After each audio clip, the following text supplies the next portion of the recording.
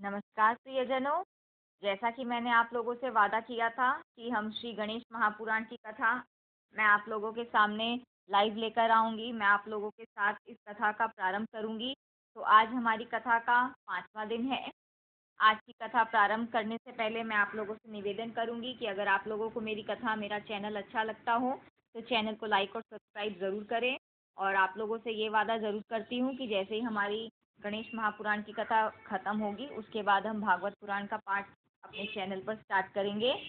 तो वीडियो को ज़्यादा लंबा नहीं करूँगी, कथा का प्रारंभ करते हैं बप्पा का नाम लेकर। ओम गण गणपतये नमः।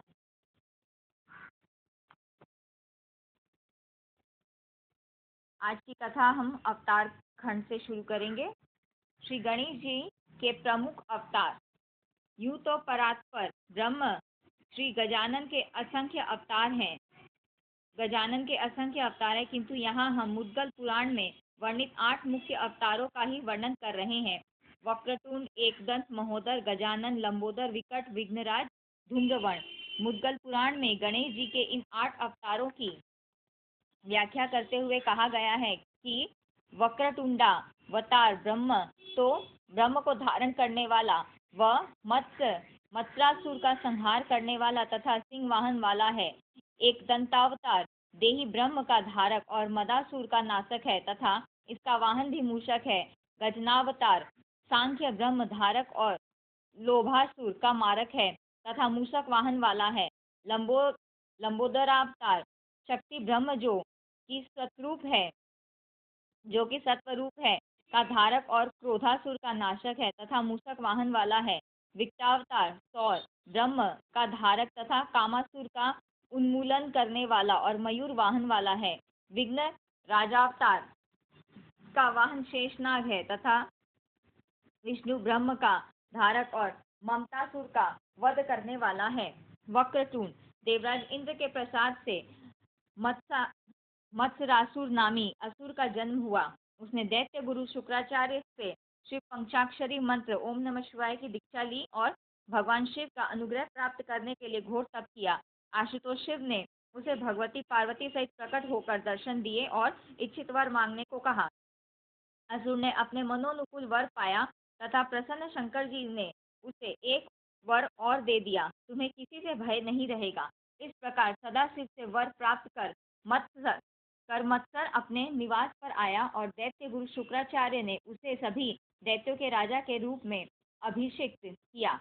दैत्यों ने वर प्राप्त अपने अधिपति मत्सर से निवेदन किया कि अब आप निसंकोच विश्व विजय करें, क्योंकि वर के प्रभाव से आपको कोई भयभीत नहीं कर सकता। अपने अनुचरों की इस सलाह को मानकर मत्सरासुर ने विश्व विजय करने का निश्चय किया और अपनी विशाल सेना लेकर पृथ्वीवासी नरेशों पर आक्रमण कर दिया। पृथ्वी के नरपति उस पराक्रमी दैत्य की सेना के सम्मुख अपने को असहाय जानकर कुछ तो अपने प्राण बचा रणभूमि से भाग निकले, कुछ एक जिन्होंने उससे रण में लोहा लेना चाहा, पराजय को प्राप्त हो गए। इस प्रकार संपूर्ण भूमंडल पर मत्सरासुर का एकाधिपत्य स्थापित हो गया। फिर इस असुर ने पाताल लोक पर चढ़ाई कर दी। अमित शक्ति संपन्न इस असुर ने वहां भी सर्वनाश मचाना प्रारंभ कर दिया। यह देखकर पाताल के शासक शेषनाग ने उसकी अधीनता स्वीकार कर नियम पूर्वक कर देना स्वीकार कर लिया। पृथ्वी और पाताल को अपने अधिकार में लेकर भी इस असुर ने संतोष नहीं किया, बल्कि स्वर्गलोक पर भी आक्रमण कर दिया।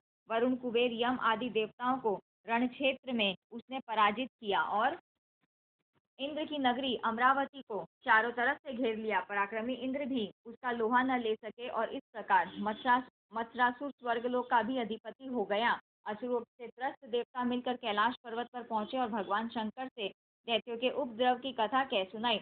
भगवान शंकर ने दैत्य के कुकृत्यों की निंदा की। दैत्यराज ने जब यह समाचार पाया तो उसने कैलाश पर चढ़ाई कर दी। वहां त्रिपुरारी ने उस दैत्य से युद्ध किया, किंतु त्रैलोक्य विजय दैत्य ने भवानीपति को भी हराकर उन्हें पास में बांध लिया और कैलाश को अपने अधीन कर लिया। मत्सरासुर ने कैलाश और वैकुंठ का राज्य अपने पुत्रों को सौंप दिया और स्वयं मत्सरावास में रहने लगा। उन निष्ठुर दैत्यों के अत्यंत कठोर शासन में अनीति और अत्याचार का तांडव होने लगा। दुखी देवता इस दैत्य के नाश का उपाय सोचने के लिए एकत्रित हो गए। जब उन्हें कोई मार्ग सुझाई नहीं दिया तो वह अत्यंत दुखी और चिंतित हुए। देवयोग से भगवान दत्तात्रेय देव समुदाय के बीच आ पहुंचे। देवताओं की दयनीय स्थिति देखकर उन्होंने देवताओं को वक्रतुंड के एकाक्षरी मंत्र गंग का उपदेश देकर उन्हें अनुष्ठान करने के लिए प्रेरित किया। समस्त देवताओं सहित भगवान पशुपति भी वक्रतुंड के के साथ मंत्र का जप करने लगे। उनकी आराधना से संतुष्ट होकर सत्य फलदाता वक्रतुंड प्रकट हो गए और उन्होंने देवताओं से कहा, आप लोग चिंता न करें, मैं मद्रासुर के गर्भ को शीघ्र ही चूर चूर कर दूंगा। वक्रतुंड के स्मरण मात्र से गणों की असंख्य सेना शस्त्रों से सुसज्जित होकर एकत्रित हो गई। भगवान वक्रतुंड गणों सहित मद्रासुर की राजधानी पहुंचे। शत्रुओं को द्वार पर आया जान गर्व से भरे असुर रण क्षेत्र की ओर बढ़े। जब उन्होंने गणों की असंख्य सेना को देखा तो उनके होश उड़ गए और वे भयभीत होकर अपने स्वामी मत्सरासुर के निकट जाकर विनय पूर्वक बोले, पराक्रमी शत्रु से युद्ध करना उचित नहीं है। अनुचरों के ऐसे वचन सुनकर त्रैलोक्य विजय असुर अत्यंत कुपित हुआ और वह स्वयं शत्रु को मिटा देने के लिए रण क्षेत्र में आ पहुंचा। दोनों ओर से घमासान युद्ध होने लगा, किंतु विजय किसी भी पक्ष की नहीं हुई। मत्सरासुर के दोनों पुत्रों ने समर भूमि में पार्वती वल्लभ को मूर्छित किया ही था कि वक्रतुंड के दो गणों ने उन दोनों को यमपुरी पहुंचा दिया। पुत्रों की मृत्यु से दैत्यराज छटपटा उठा, किंतु दैत्यों ने अपने स्वामी को प्रतिशोध लेने के लिए वह शत्रु का नाश करने के लिए उत्साहित किया। अपने अनुचरों की सलाह से जब यह दैत्यराज पुनः रणभूमि में पहुंचा तो वक्रतुंड का उसने बड़ा तिरस्कार किया, लेकिन भगवान वक्रतुंड ने उसे समझाते हुए कहा कि दुष्ट असुर, यदि तुझे अपने प्राणों का मोह है तो मेरी शरण हो जा, अन्यथा तू निश्चय ही यमपुरी को जाएगा। कुछ पुत्रों की मृत्यु से तथा वक्रतुंड के महाकाय और भयानक स्वरूप को देखकर दैत्यराज डर गया और उनके चरणों में शीश नवा विनय पूर्वक उनकी स्तुति करने लगा। वक्रतुंड मत्सरासुर से प्रसन्न हो गए और उसे अपनी अनपायनी भक्ति प्रदान की। देवताओं को पूर्णतया स्वतंत्र कराकर उन्हें भी अपनी भक्ति प्रदान की। एकदंत महर्षि च्यवन ने मद की सृष्टि की। मद ने महर्षि के चरणों में प्रणाम किया और उनकी सहमति से पाताल लोक में शुक्राचार्य के समीप पहुंचा। मद ने दैत्य गुरु के चरणों में शीश नवाया और करबद्ध हो अलग खड़ा हो गया। दैत्य गुरु ने उससे पूछा, तुम कौन हो? शुक्राचार्य के पूछने पर मद ने उन्हें अपना परिचय देते हुए कहा, प्रभु, मैं आपके सहोदर महर्षि च्यवन का पुत्र हूँ, इसलिए आपका भी पुत्र हूँ। आप कृपा करके मुझे अपना शिष्यत्व प्रदान करें। मेरी इच्छा है कि समस्त ब्रह्मांड का एक छत्र राजा बनूं। आप ही मेरी यह इच्छा पूरी कर सकते हैं। तब शुक्राचार्य ने प्रसन्न हो सहोदर पुत्र मद को अपना शिष्य बना लिया और एकाक्षरी मंत्र ह्रीं की दीक्षा दी। मद ने अपने गुरु गोविंद आचार्य के चरणों में प्रणाम किया और उनका आशीर्वाद प्राप्त कर वन में तपस्या करने चला गया। शक्ति ध्यान परायण मद सर्वथा निराहार रहकर तप करने लगा। हजारों वर्ष बीत गए, उसकी देह में अस्थियां शेष रह गई। उसके चारों ओर पेड़ पौधे उग आए, लताएं फैल गई।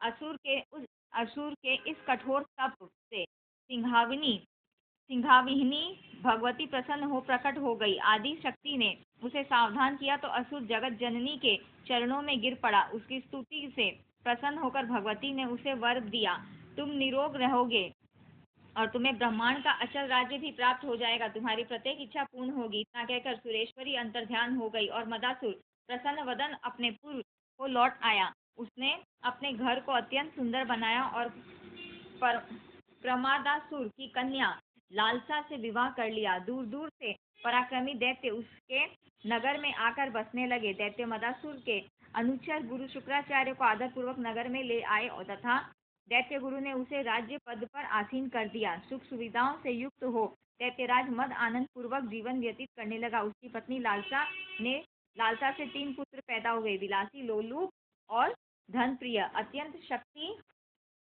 संपन्न मद ने सर्वप्रथम भूमंडल पर अपना राज्य स्थापित किया। फिर उसने स्वर्ग पर आक्रमण कर इंद्र को भी अधीन कर लिया, त्रिनेत्र शूलपाणि को भी पराजित कर दिया। इस प्रकार त्रैलोक्य मदासुर के अधीन हो गया। ब्रह्मांड में सर्वत्र दैत्यों का क्रूर शासन चलने लगा। धरती पर स्वाहा स्वधा और वश वशस्कार आदि सभी धर्म कर्म लुप्त हो गए। देवताओं को और ऋषि मुनियों के दुख की सीमा नहीं थी। सर्वत्र हाहाकार मच गया। चिंतित देवगण सनत कुमार के समीप जा अपनी व्यथा कथा सुनाने लगे तथा असुरों के विनाश और धर्म की स्थापना हेतु उपाय पूछने लगे। सनत कुमार ने कहा, देवगण, आप श्रद्धा भक्ति पूर्वक एकदंत भगवान की आराधना करें, वह आपकी उपासना से संतुष्ट होकर अवतीर्ण होंगे और निश्चय ही आप लोगों का मनोरथ पूर्ण होगा। देवताओं के पूछने पर सनत कुमार ने उन्हें एकाक्षरी मंत्र का विधान बतलाते हुए श्री एकदंत का ध्यान इस प्रकार बतलाया। एकदंत चतुर्बाहु गजवक्रत महोदरम सिद्धि बुद्धि समायुक्तम मुष्कारुण मेव च नाभिशेषम सपाशम वे परशुम कमल शुभम अभय दत्तम चैव प्रसन्नवदाना नबुजम भक्तयो भव्यो वरद नित्यम भक्ताना निषूदनम। अर्थात गणेश जी के एक दंत और चार भुजाएं हैं, उनका मुख हाथी के समान है, वे लंबोदर हैं, उनके साथ उनकी सहचर्या सिद्धि और बुद्धि भी है।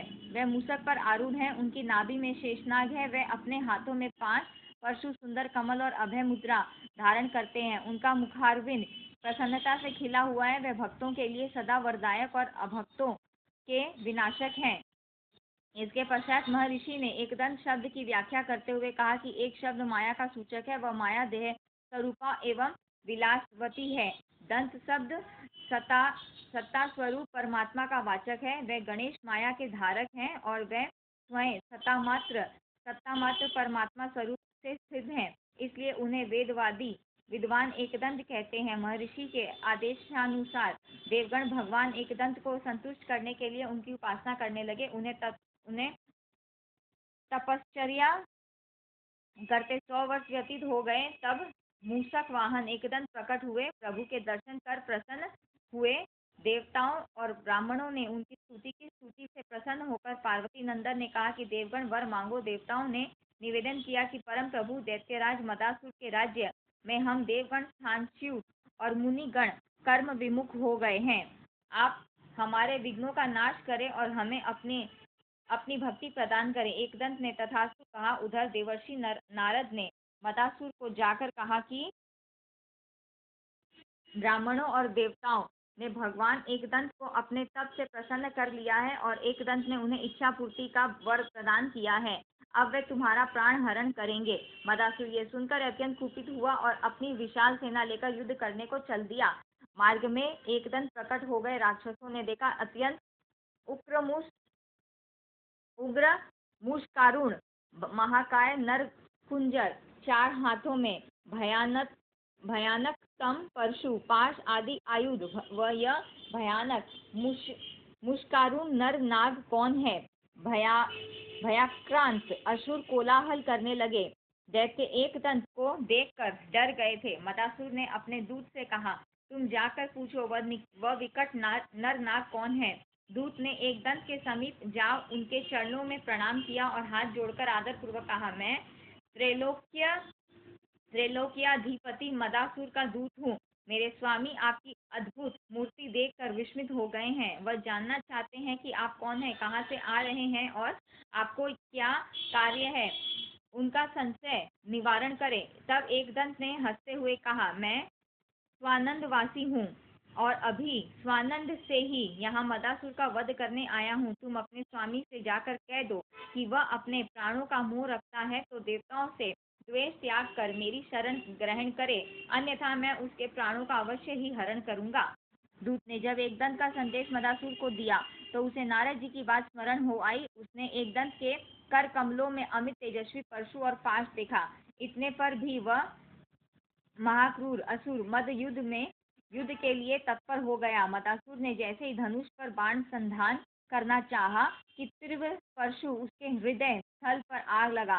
असह्य कष्ट को पाकर वह भूमि पर गिर पड़ा और मूर्छित हो गया। थोड़ी देर में जब उसे होश आया तो उसने परशु उठाकर देखने का प्रयत्न किया, पर वह दिव्यास्त्र उसके हाथ से छूटकर पुनः एक दंत के हाथ में चला गया। आश्चर्यचकित असुर ने कुछ देर विचार किया। उसने समझ लिया कि यह तो सर्वात्मा सर्वे सर्वा परमात्मा है।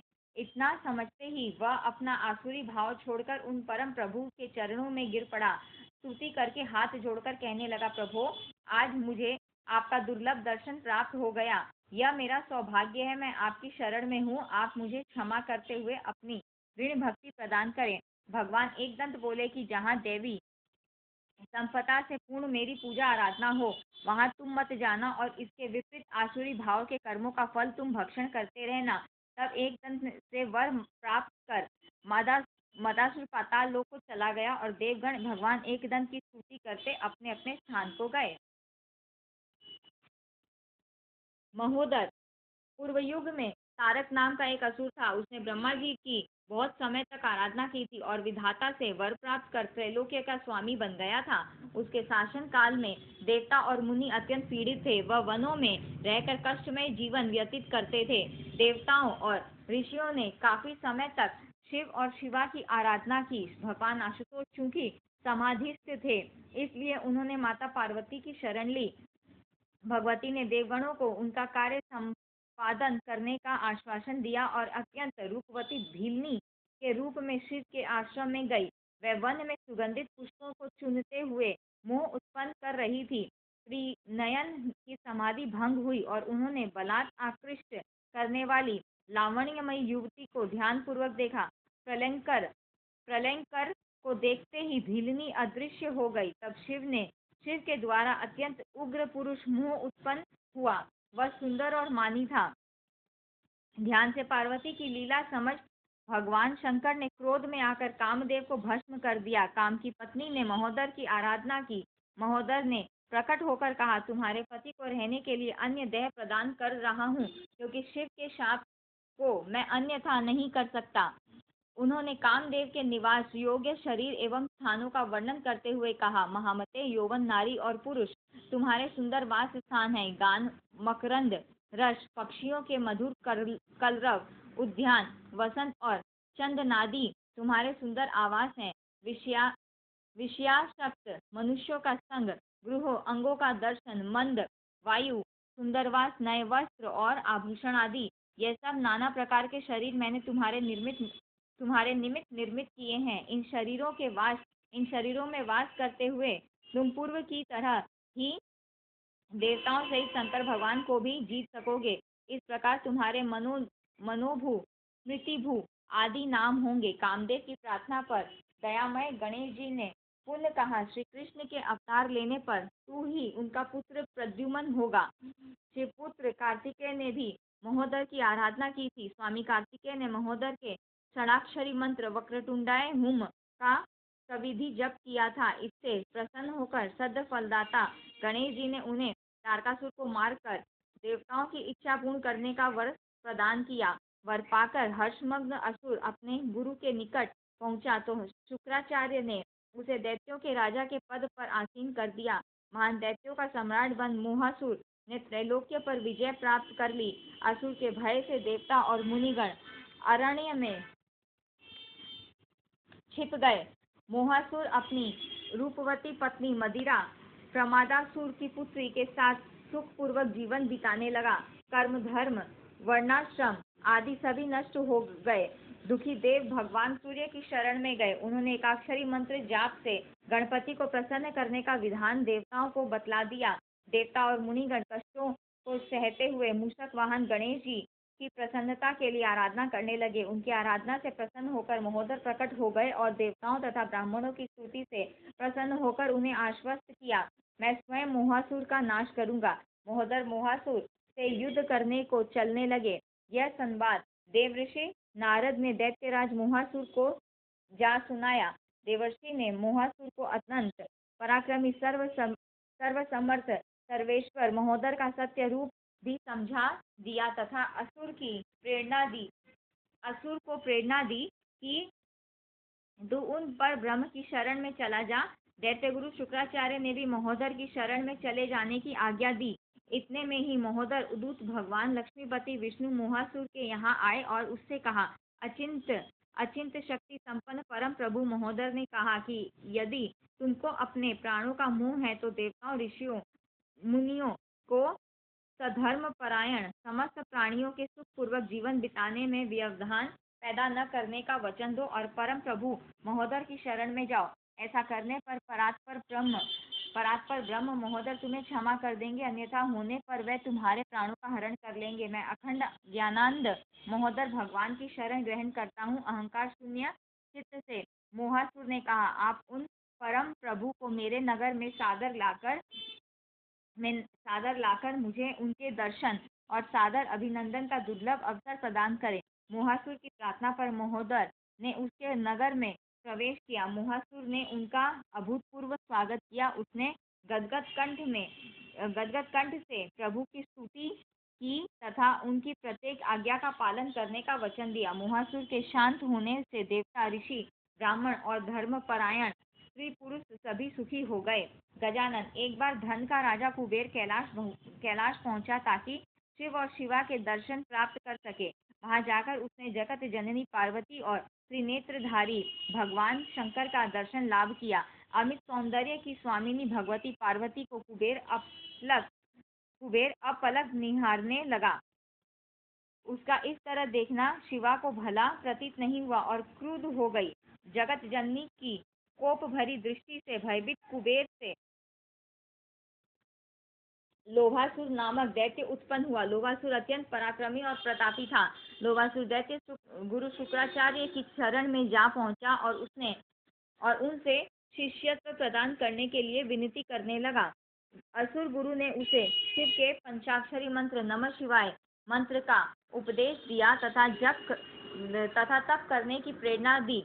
गुरु आज्ञा पाकर उस असुर ने निर्जन अरण्य में जाकर शुद्ध चित्त हो पार्वती वल्लभ शिव का ध्यान किया और महिमामय पंचाक्षरी मंत्र का जप करने लगा। दीर्घकाल तक मंत्र जप के प्रभाव से प्रलंकर शंकर भगवान प्रसन्न हो गए और प्रकट होकर लोभासुर को वर मांगने को कहा। लोभासुर देवादिदेव के चरणों में नतमस्तक हो उनकी विभिन्न प्रकार से स्तुति करने लगा। प्रसन्न होकर चंद्रमौली ने उसे सभी से निर्भय होने का वर प्रदान किया।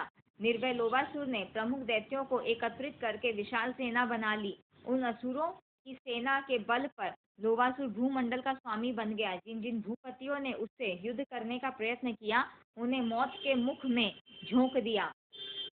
पृथ्वी पर एक छत्र राज्य स्थापित करने के पश्चात सर्वदा निर्भय लोभासुर ने स्वर्ग पर भी आक्रमण कर दिया। देवताओं और दानवों के बीच घमासान युद्ध हुआ और अंत में देवताओं को लोभासुर ने पराजित कर दिया। वज्रायुध इंद्र भी अपनी जान बचाकर भाग गए। पराजित सुरेंद्र ने अपनी व्यथा कथा भगवान विष्णु को जा सुनाई। इंद्र की व्यथा सुनकर श्री विष्णु भगवान भी उस असुर का नाश करने के लिए युद्ध भूमि में गए, किंतु लोभासुर के सम्मुख वह भी पराजित होकर लौट आए। समस्त देवताओं के रक्षक महादेव हैं, यह विचार करके लोभासुर ने अपना दूत कैलाशवासी के पास भेजा। दूत ने प्रलयंकारी भगवान शिव के सम्मुख जा कहा, मेरे स्वामी ने कहा है कि या तो मुझसे रण क्षेत्र में लोहा लो, अन्यथा कैलाश को मेरे स्वामी के अधीन करके अन्यत्र चले जाओ। भगवान शंकर को विदित था कि यह असुर मेरे दिए वर के कारण निर्भय होकर ये सब कह रहा है, अतः वह भी कैलाश छोड़कर अन्यत्र चले गए। लोभासुर ने जब यह समाचार सुना कि बिना प्रयत्न किए ही कैलाश का मैं अधिपति बन गया हूँ, तो उसके हर्ष की सीमा न रही। लोभासुर के राज्य में धर्म कर्म आदि सब विनाश को प्राप्त हो गए तथा पापों का नग्न तांडव होने लगा। ब्राह्मण और ऋषि मुनि सभी यातना सहने लगे। महर्षि रेभ्य ने ब्राह्मणों और देवताओं को भगवान गजानन की उपासना करने का परामर्श दिया। देव समुदाय एवं ब्राह्मणों ने मुष्कारुण गजानन का आराधन पूजन करना प्रारंभ कर दिया। आराधन से प्रसन्न हो आदिदेव गजानन प्रकट हो गए। उन्होंने देवताओं को निश्चिंत करते हुए कहा, मैं लोभासुर का गर्भ शीश ही नष्ट कर दूंगा। तदनंतर गजानन ने शंकर भगवान को लोभासुर के पास दूत बनाकर भेजा। भगवान शंकर ने वहां स्पष्ट शब्दों में लोभासुर से कहा, तुम गजानन की शरण में होकर शांतिपूर्वक जीवन व्यतीत करो या युद्ध के लिए तैयार हो जाओ। इसके अनंतर शिव ने लोभासुर को भी गजानन का महात्म्य सुनाया। उसके गुरु शुक्राचार्य ने भी उसे गजानन की शरण में चले जाने का परामर्श दिया। लोभासुर ने गणेश तत्व को समझ लिया था, इसलिए वह परम प्रभु गजानन के चरणों की वंदना करने लगा। शरणागत वत्सल गजानन ने लोभासुर को सांत्वना दी। देवता, मुनि और ब्राह्मण आदि सभी सुखी हो गए। देवगणों ने गजानन का यशोगान किया। लंबोदर। एक बार भगवान विष्णु के मोहिनी रूप को देखकर शंकर जी कामातुर हो गए। भगवान शिव को कामातुर जान लक्ष्मीपति ने हंसकर मोहिनी रूप को त्याग कर पुरुष रूप धारण कर लिया था। यह देखकर शिव खिन्न हो उठे। उनका रेतस्य स्खलित होकर वसुधा पर गिर पड़ा, जिससे एक महाबलशाली असुर प्रकट हो गया। वह असुर दैत्य गुरु शुक्राचार्य के निकट जा विनय पूर्वक बोला, हे आचार्य प्रवर, कृपा करके मुझे अपना शिष्य बना लीजिए। असुर गुरु ने कुछ देर ध्यानमग्न होकर अपने योग बल से जान लिया कि अमूर्ख असुर कौन है। ध्यानावस्था से निवृत्त होकर शुक्राचार्य प्रसन्न होकर बोले, चूंकि तुम्हारा जन्म शिव के क्रोध के समय उनका रेतस्य स्खलित होने से हुआ है, अतः तुम्हारा नाम मैं क्रोधासुर रखता हूँ। दैत्य गुरु ने क्रोधासुर का संस्कार करके उसे हर प्रकार से योग्य बना दिया। फिर उसका संबरासुर की रूपवती पुत्री से पाणी ग्रहण करवा दिया। अत्यंत प्रसन्न होकर क्रोधासुर ने आचार्य के चरणों में प्रणाम करके कहा, मैं आपकी आज्ञा से समस्त ब्रह्मांड को विजय करना चाहता हूँ, इसलिए आप मुझे यश प्रदान करने वाले मंत्र की दीक्षा देकर कृतार्थ करें। असुरों के हितैषी शुक्राचार्य ने उसे सौर मंत्र ओम गृणी सूर्य आदित्य ओम की दीक्षा दी। क्रोधासुर ने इस गुरु प्रदत्त मंत्र का अरण्य में जा दत्तचित्त हो दीर्घ काल तक जप किया। वह सूर्य मंत्र का जप किया करता था। उसकी दृष्टि ऊपर उठी हुई थी और वह निराहार रहकर वर्षा, शीत और ताप का दुख सहता हुआ सूर्यदेव को प्रसन्न करने के लिए कठोर तप में निरत था। भुवन भास्कर इस दैत्य के कठोर तप से प्रसन्न हो गए और प्रकट होकर बोले, वर मांगो। तिमिरारी को अपने सम्मुख देख उस असुर ने भक्ति पूर्वक उन्हें प्रणाम किया। फिर विनय पूर्वक इस प्रकार वर मांगा कि हे त्रिगुणात्मक देव, उत्पत्ति, स्थिति और संहार में समस्त ब्रह्मांड का नायक हो जाऊं। मेरी कभी मृत्यु न हो, मैं सदैव निरोग रहूं तथा अद्वितीय सिद्ध होऊं। क्रोधासुर के भयोत्पादक वचन सुन विस्मित सूर्य देव ने उसे वर प्रदान कर दिया, तुम्हारा अभीष्ट सफल होगा। क्रोधासुर मनोनुकूल वर प्राप्त कर अपने पुर को लौट आया। असुर के सगे संबंधियों ने भी इस महा यशस्वी असुर को फलीभूत होकर लौटते देख आनंद मनाया। असुर ने सर्वप्रथम गुरु के चरणों में प्रणाम किया। तदनंतर अपने आवास को गया। उसकी पत्नी प्रीति ने 2 पुत्रों को जन्म दिया था, जिनके नाम थे हर्ष और शोक। इस प्रकार यह असुर विविध भोगों को भोगने लगा। क्रोधासुर ने परम नीतिज्ञ शुक्राचार्य को आदर पूर्वक बुलाकर उनकी अर्चना की। दैत्य गुरु ने उसे अत्यंत सुंदर विलासपुरी में दैत्यराज के पद पर अभिषिक्त किया। विलासपुर में असुर राज अपने महादारुण प्रधानों के साथ शासन करने लगा। उस कुछ दिनों बाद इस असुर ने अपने दरबारियों के सम्मुख ब्रह्मांड विजय की अपनी लालसा व्यक्त की। असुर दैत्यराज के विचारों से बड़े प्रसन्न हो गए और उन्होंने विजय यात्रा की तैयारी कर ली। फिर क्या था, शीघ्र ही इस महाबलशाली असुर ने सहज में ही पृथ्वी को अपने अधीन कर लिया। भूमंडल को जीतने के पश्चात उस असुर ने अमरावती पर चढ़ाई करके उसे भी अपने अधीन कर लिया। दैत्य के डर से सभी देवगण भाग निकले। इसी प्रकार उस दैत्य का वैकुंठ और कैलाश पर आधिपत्य स्थापित हो गया। अंत में क्रोधासुर ने भुवन भास्कर के समीप अपना दूत भेजा। भगवान सूर्यदेव चूंकि वर प्रदान कर चुके थे, इसलिए दुखी होकर उन्होंने सूर्यलोक को त्याग दिया। सूर्यलोक में भी क्रोधासुर का शासन स्थापित हो गया। अत्यंत दुखी देवताओं और ऋषियों ने गणेश जी की आराधना की। आराधना से प्रसन्न होकर लंबोदर ने देव समुदाय को दर्शन देकर कहा, देवताओं और ऋषियों, आप लोग चिंता न करें, मैं क्रोधासुर का शीघ्र ही अहंकार चूर्ण कर दूंगा। आकाशवाणी से यह संवाद क्रोधासुर ने भी सुना और भयाक्रांत भयाक्रांत हो मूर्छित होकर भूमि पर गिर पड़ा। चेतना लौटने पर उसके वीर सैनिकों ने उसे समझाया और कहा कि स्वामी, समस्त ब्रह्मांड हमारे अधीन है, आप हमें आज्ञा प्रदान करें। हम आपके कृपा प्रसाद से किसी भी शत्रु का समूल नाश करने में समर्थ हैं। अपने वीर सैनिकों के वचनों को सुनकर क्रोधासुर को बड़ा धीरज बंधा। वह अपनी अजय सेना के साथ रणक्षेत्र में जा डटा। रणक्षेत्र में इस असुर ने मुष्कारुण गजमुख त्रिनयन लंबोदर को देखा। उनकी नाभि में शेषनाग लिपटा हुआ था। लंबोदर के इस विचित्र रूप को देखकर क्रोधासुर के क्रोध का पारावार नहीं रहा। भीषण संग्राम होने लगा। लंबोदर के गणों के साथ देवता भी असुर की सेना का संहार करने लगे। क्रोधासुर के महाबलवान योद्धा बलि, रावण, जृंभ, माल्यवान, कुंभकर्ण और राहु आदि आहत होकर भूमि पर गिर पड़े। प्राय सभी योद्धाओं के मृत्यु सरीखे हो जाने से क्रोधासुर के दुख का पारावार नहीं रहा। क्रोधासुर ने लंबोदर को सम्मुख देखकर कहा कि मूर्ख लंबोदर, तू मुझ ब्रह्मांड विजय सूरवीर के सम्मुख युद्ध करना चाहता है? क्या तेरी बुद्धि मारी गई है? तू जीवित रहना चाहता है तो शीघ्र ही मेरी शरण में आ जा, अन्यथा मैं तेरा ये लंबा उदर एक ही तीर से फाड़ दूंगा। भगवान लंबोदर ने उत्तर दिया कि अरे खल, तू व्यर्थ में गाल क्यों बजा रहा है? मैं तेरा वध करने ही आया हूँ। तूने सूर्य देव की उपासना से जो वर लिए थे, उनके प्रभाव से तूने अनेक पाप कर लिए। अब मैं अधर्म का नाश कर धर्म की पुण्य स्थापना करूंगा। तू मुझे नहीं जानता। मैं मन वाणी से परे आनंद स्वरूप और सब भूतों में वास करता हूँ। फिर कैसे तू मुझको पराजित कर सकेगा? असुर ने तुरंत पूछा कि ब्रह्म का तो जन्म ही नहीं होता और मन वाणी से परे अगोचर मुझे दृष्टिगोचर क्यों हो रहा है? लंबोदर ने कहा कि मेरे वामांग में जो ये सिद्धि है वह भ्रांति स्वरूप है। सभी लोग सिद्धि के लिए लालायित रहते हैं और भ्रम में पड़े रहते हैं।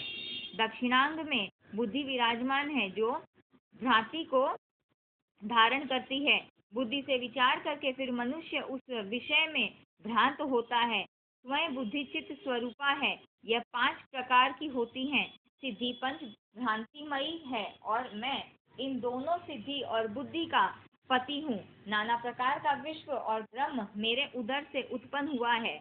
मुझसे ही वह पालित होता है और अंत में ही मैं ही सबको उदरस्थ करके क्रीड़ा करता रहता हूँ। अतः तुम अपने प्राणों की रक्षा चाहते हो तो मेरी शरण में आ जाओ। तुम्हारे गुरु शुक्राचार्य मुझे जानते हैं। तुम तो समझाने पर भी मुझे तत्व नहीं समझ सकते। न तो मुझे दैत्यों का वध अभीष्ट है, न ही मैं देवताओं का वध होते देख सकता हूँ। अपने अपने धर्म में लगे सब लोगों का मैं पालन करता हूँ, इसमें तनिक भी संशय नहीं है। भगवान लंबोदर के वचनों से क्रोधासुर के संशयों का निवारण हो गया और वह उन परम प्रभु के चरणों में नत हो गया। उसने भक्ति भाव से लंबोदर की पूजा करके गदगद कंठ से उनकी स्तुति की। अंत में लंबोदर की आज्ञा पा उनके चरणों में पुण्य प्रणाम कर वह पाताल लोक में चला गया।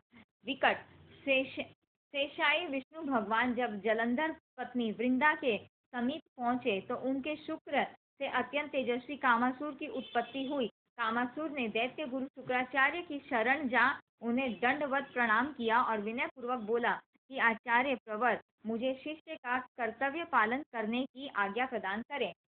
दैत्य शुभाकांक्षी शुक्राचार्य ने कामासुर को शिव पंचाक्षरी मंत्र की दीक्षा दी। असुर ने गुरु के चरणों में प्रणाम किया और उनसे आज्ञा ले अरण्य में तपश्चरण करने के लिए चला गया। कामासुर ने देवादिदेव शंकर भगवान को प्रसन्न करने के लिए अन्न जल फल आदि का सर्वदा त्याग कर दिया और महिमा में पंचाक्षरी मंत्र का जप करने लगा। कामासुर ने सहस्त्रों वर्षों तक कठोर तप किया। असुर के तप से प्रसन्न भगवान शंकर वहां प्रकट हो गए और बोले कि वर मांगो। कामासुर प्रभु के दर्शन पा बड़ा प्रसन्न हुआ और कपूर गौर के चरणों में गिरकर याचना की कि प्रभु, आप मुझे अपने चरणों की भक्ति और समस्त ब्रह्मांड का राज्य प्रदान कीजिए। मैं बलवान, निर्भर और मृत्युंजयी हूँ। स्वर्गा पवर्ग दाता प्रलंकर ने कहा कि यद्यपि तुमने दुर्लभ और देव दुखद वर की याचना की है, तथापि तुम्हारे कठोर तप से मैं अति प्रसन्न होकर तुम्हारा मनोरथ पूर्ण करता हूँ। कामासुर को वर प्रदान करने के अनंतर शूलपाणि अंतर्ध्यान हो गए। प्रसन्न कामासुर ने अपने गुरु शुक्राचार्य के निकट जाकर उनके चरणों में प्रणाम किया और फिर शिव दर्शन और उनसे मिले वर का वृतांत उन्हें कह सुनाया। महायशस्वी दैत्य गुरु ने संतुष्ट होकर महिषासुर की पुत्री तृष्णा के साथ उसका विवाह संपन्न कर दिया। महिषासुर की पुत्री अत्यंत रूपवती थी। उसके पाणी ग्रहण के अवसर पर दूर दूर से प्रसिद्ध दैत्यगण कामासुर के पास आकर बसने लगे। शुक्राचार्य ने उसे दैत्यों के राजा के रूप में पदासीन कर दिया। समस्त दैत्यों ने उसे राजा स्वीकार कर उसके अधीन रहना स्वीकार कर लिया। कामासुर ने अति सुंदर रति नामक नगर को अपनी राजधानी बनाया। उसके दरबार में रावण, संबर, महर्षि बाली और दुर्मुद 5 सूर प्रधान थे।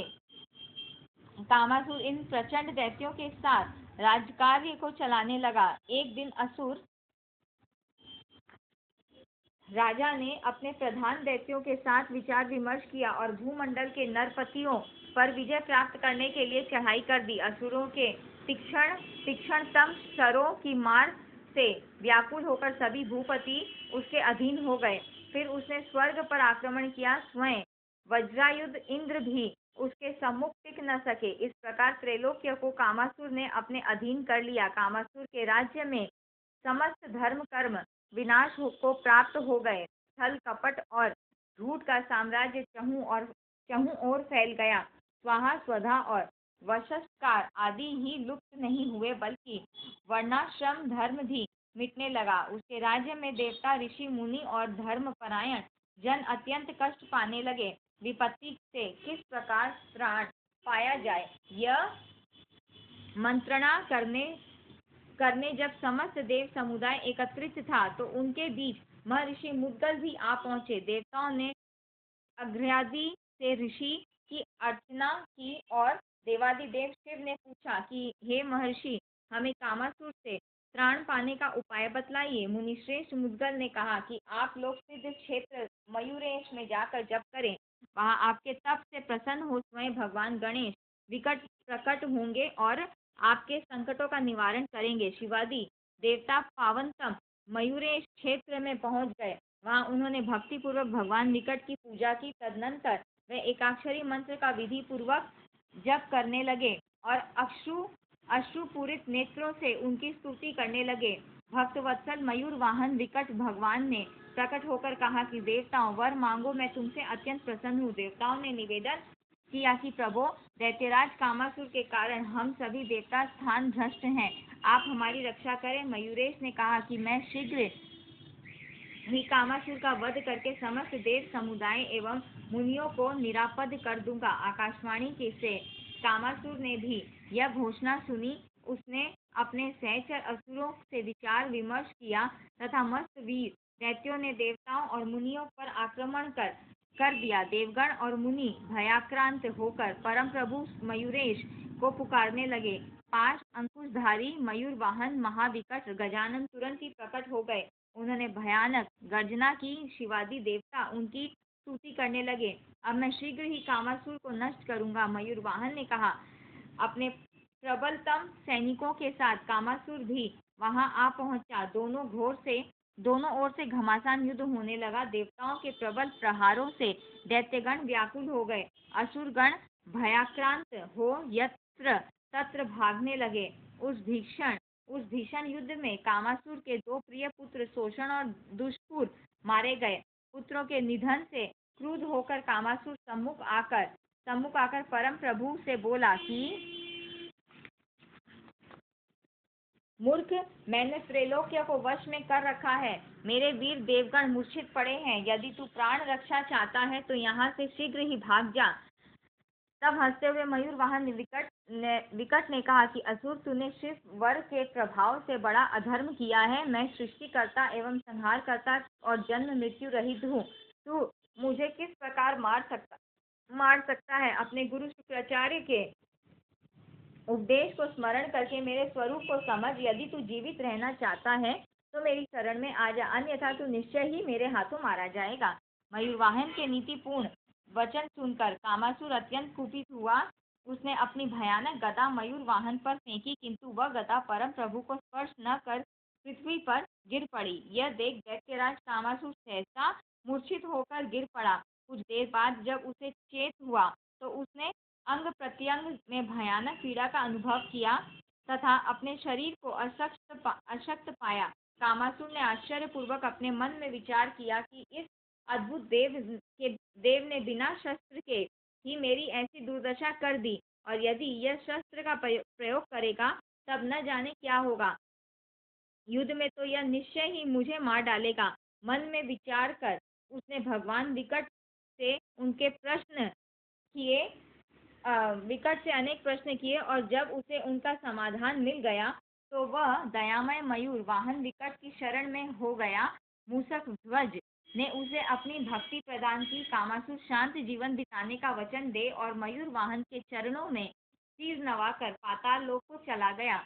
देवता और मुनि प्रसन्न हो गए तथा सर्वत्र धर्म प्रधान आचरण होने लगे। विघ्नराज विवाहोपरांत हिमगिरी नंदिनी का एक रोज सखियों के साथ बात करती हुई हंस पड़ी। उनके हास्य से एक मनोरम पर्वताकार महान पुरुष उत्पन्न हो गया। उसे देखकर अत्यंत चकित हुई शिव प्रिया ने पूछा, तुम कौन हो, कहाँ से आए हो और क्या चाहते हो। विनय पूर्वक उस पर्वताकार पुरुष ने उत्तर दिया, माता, मैं अभी अभी आपके हास्य से उत्पन्न हुआ हूँ, अतः आपका पुत्र हूँ। आप मुझे आज्ञा प्रदान करें, मैं उसका पालन अवश्य करूंगा। माता पार्वती बोली, मैं अपने प्राणाधार से मान किए बैठी थी। उस मान की स्थिति में तुमने जन्म लिया है, अतः मान परायण तुम्हारा नाम ममता होगा। तुम जाकर विघ्नराज का स्मरण करो, उनके स्मरण से तुम्हें सब कुछ प्राप्त हो जाएगा। माता पार्वती ने ममता को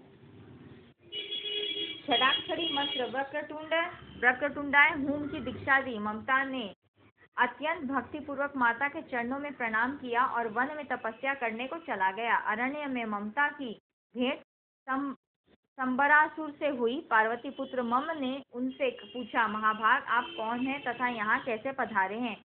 संबर ने उत्तर दिया कि शिवापुत्र मम, मैं तुम्हें विद्या दान करने आया हूँ। उस विद्या से तुम निसंदेह सामर्थ्यशाली हो जाओगे। इतना कहकर संबर ने मम को नाना प्रकार की आसुरी विद्याएं सिखा दी। उन विद्याओं के अभ्यास से ममता काम रूप हो गया। विधि प्रकार की शक्तियों को प्राप्त कर वह बड़ा प्रसन्न हुआ। तब उसने संबर के चरणों में प्रणाम कर हाथ जोड़कर विनीत स्वर में कहा कि महाभाग, आपने मुझ पर अपार कृपा की है। अब आप मेरे गुरु हैं, आज्ञा प्रदान कीजिए। अब मैं क्या करूं। संबासुर ने ममता को समझाया कि अब तुम अमित शक्तिशाली बनने के लिए विघ्नराज की उपासना करो। उनके प्रसन्न होकर प्रकट होने पर उनसे संपूर्ण ब्रह्मांड का राज्य और अमरण वर के अतिरिक्त अन्य कुछ मत मांगना। वर प्राप्त करके सीधे मेरे पास चले आना। इतना कहकर संबासुर प्रसन्नता पूर्वक अपने घर चला गया और मम वहीं रहकर घोर तप करने लगा। वह केवल वायु पर निर्भर रहकर भगवान विघ्नराज का ध्यान एवं उनके मंत्र का जप करता था। इस प्रकार से तप करते सहस्त्रों वर्ष बीत गए। तब प्रसन्न होकर विघ्नराज प्रकट हुए। उन्होंने ममता से कहा, मैं तुम्हारे कठोर तप से प्रसन्न हूँ, तुम इच्छानुसार वर मांग लो। परम प्रभु विघ्नराज की वाणी सुनकर ममता के नेत्र खुले और जब उसने वक्र गजानन विघ्नराज का दर्शन किया तो आनंद विभोर हो गया। उसने विघ्नराज के चरणों में प्रणाम कर भक्ति पूर्वक उनकी पूजा की। अंत में वर के लिए याचना करते हुए उसने कहा कि वरदाता प्रभो, यदि आप मुझ पर प्रसन्न हैं तो कृपा पूर्वक मुझे ब्रह्मांड नायक होने का वर प्रदान करें। रण में मेरे लिए विघ्न पैदा न हो, मैं शिवादि देवताओं के लिए भी सदा अजय रहूं। आप मुझे अमोघ शस्त्र प्रदान करें। विघ्नराज बोले कि दैत्येंद्र नायक, तुमने दुस्साध्य वर की याचना की है, किंतु मैं तुम्हारे तप से प्रसन्न हूँ, इसलिए तुम्हारी इच्छा पूर्ति का वर प्रदान करता हूँ। इतना कहकर विघ्नराज अंतर्ध्यान हो गए। वर प्राप्त कर ममतासुर ने प्रसन्नता पूर्वक सम्रासुर के घर जाकर उसके चरणों में प्रणाम निवेदन किया। ममता के तप एवं वर प्राप्ति का वृत्तांत सुन संबर अत्यंत प्रसन्न हुआ। संबर ने अपनी रूपवती पुत्री मोहिनी का विवाह ममतासुर से कर दिया। कुछ समय बाद सम्रासुर शुक्राचार्य के पास पहुंचा और उन्हें ममता के वर प्राप्त करने का वृत्तांत सुनाया। यह सुनकर शुक्राचार्य बड़े प्रसन्न हुए और समस्त असुर समुदाय को सूचित कर स्वयं सम्रासुर के साथ ममतासुर के भवन पहुंचे। ममतासुर ने आचार्य प्रवर के चरणों में प्रणाम कर उनकी भक्ति पूर्वक पूजा की। ममतासुर से प्रसन्न होकर शुक्राचार्य ने समस्त दैत्यों के सम्मुख मम को दैत्याधीश घोषित कर दिया। उन्होंने दैत्याधिपति के यहाँ महाबलवान प्रेत काल, कलाप, कालजीत और धर्महा नामक 5 प्रधान नियुक्त कर दिए। मम ने अपने यहाँ पधारे दैत्य, दानव और राक्षस राजाओं को हर प्रकार से संतुष्ट किया। उसकी सेवा से प्रसन्न सभी असुर अपने अपने राज्य को लौट गए। अब ममतासुर अपनी चिंता नाशक निर्ममपुरी में सुख पूर्वक निवास करने लगा। वहां उसकी पत्नी ने 2 पुत्रों धर्म और अधर्म को जन्म दिया। एक दिन ममतासुर ने शुक्राचार्य के चरणों में प्रणाम कर उनके सम्मुख ब्रह्मांड विजय की इच्छा व्यक्त की। दैत्य गुरु ने कहा कि राजन, तुम दिग्विजय करो, किंतु विघ्नेश्वर का कभी विरोध मत करना। स्मरण रखना कि विघ्नराज के अनुग्रह से ही तुम्हें यह शक्ति प्राप्त हुई है। ममतासुर ने अपने विकट योद्धाओं को संग्राम भूमि में चलने का आदेश दिया। उसने शीघ्र ही अपने वीर पुत्रों और पराक्रमी सैनिकों के द्वारा पृथ्वी और पाताल पर अधिकार कर लिया। इस विजय के पश्चात उसने स्वर्ग पर आक्रमण किया। वज्रायुध इंद्र के साथ इस असुर का इतना भयानक संग्राम हुआ कि रक्त की सरिता प्रवाहित हो चली। वर प्राप्त असुर के सम्मुख देवगण अधिक देर न टिक सके। इस तरह स्वर्ग ममतासुर के अधीन हो गया। ममतासुर ने समर में विष्णु जी और शिव जी पर भी विजय प्राप्त कर समस्त देवताओं और कारागार में बंद कर दिया। संपूर्ण ब्रह्मांड पर अब उसका निरंकुश शासन स्थापित हो गया। सर्वत्र नीति और अनाचार का साम्राज्य छा गया। ममतासुर के कारागार में बंदी देवगणों ने एकत्र होकर मुक्ति का उपाय सोचने का निर्णय लिया। भगवान विष्णु ने कहा, हमें विघ्नेश्वर की आराधना करनी चाहिए। उनकी प्रसन्नता से ही इस असुर का विनाश और धर्म की स्थापना हो सकेगी। समस्त देवताओं ने मंत्र स्नान कर विघ्नेश्वर की मंत्र से मानसिक पूजा की। सभी विघ्नेश्वर के एकाक्षरी मंत्र का जप करने लगे। भाद्रपद की चतुर्थी को मध्याह्न में 1 वर्ष व्यतीत होने पर विघ्नेश्वर प्रकट हो गए। देवता शेष वाहन विघ्नराज के दर्शन कर कृतकृत्य हो गए। उन्होंने उनकी स्तुति की। स्तवन के अनंतर देवताओं ने कहा कि प्रभो, धर्म का ध्वंस करने वाले ममतासुर के कारागार में हम सभी देवगण अत्यंत कष्ट पा रहे हैं। सर्वत्र पाप का साम्राज्य है। आप हमारी रक्षा करें। संतुष्ट विघ्नराज देव समूह को अभीष्ट वर प्रदान कर अंतर्ध्यान हो गए। यह समाचार जान ममतासुर चिंतित और क्रुद्ध हुआ। उसी समय देवर्षि नारद ममतासुर के सम्मुख पहुँचे। असुर ने उनकी अनेक उपचारों से पूजा की। देवर्षि ने ममतासुर से कहा कि मुझे शेष वाहन विघ्नराज ने भेजा है। वह सर्वात्मा, सर्वसमर्थ, सर्वपालक एवं अधर्म के शत्रु हैं। उन्हीं के कारण तुम शक्तिशाली बने हो। अब तुम्हारे पाप कर्मों से समस्त देवगण बंदी गृह में यातना पा रहे हैं। धर्म का लोप हो गया है। अतः विघ्नेश्वर ने आज्ञा दी कि तुम तुरंत इस अधर्म और अनाचार को समाप्त कर उनकी शरण में चले जाओ, अन्यथा तुम्हारा सर्वनाश निश्चित है। दैत्यगुरु शुक्राचार्य ने भी ममतासुर को यही परामर्श दिया, किंतु उस मदोन्मत्त ममतासुर पर कोई प्रभाव नहीं पड़ा। वह युद्ध के लिए तत्पर हो गया। देवर्षि नारद से